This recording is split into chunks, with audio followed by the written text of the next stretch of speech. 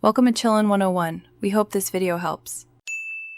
In this video, I will explain how to make vegetarian fried rice. First, gather your ingredients and ensure your rice is at least 1 day old. This prevents mushiness. Prepping all your vegetables, like chopping carrots and peas, before you begin cooking is crucial for a smooth process. A large wok or a spacious skillet is ideal for achieving that perfect stir-fry texture, allowing everything to cook evenly and quickly.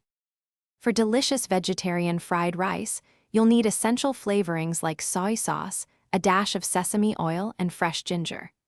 Incorporate a vibrant mix of vegetables such as finely diced carrots, green peas, and corn for color and nutrients. To boost the protein content, consider adding scrambled eggs, or for a vegan option, use firm tofu crumbled and stir-fried until golden. Begin by heating about 2 tablespoons of oil in your wok over a medium-high flame. Add your harder vegetables first, like carrots, and stir-fry them for about 2 minutes before adding softer ones. Once your vegetables are tender crisp, push them to one side, add your cooked rice, and pour in your sauces. Toss everything together vigorously for about 3 to 5 minutes until well combined and heated through. Remember to taste your fried rice and adjust the seasonings as needed. A little more soy sauce or a pinch of white pepper can make a big difference.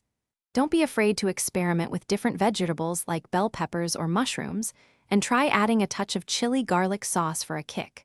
For more great deals, and to grab a Little Tree's Black Ice Air Freshener, check out the link in the description below. Enjoy your homemade vegetarian fried rice. Thanks for watching. Consider subscribing if we helped you.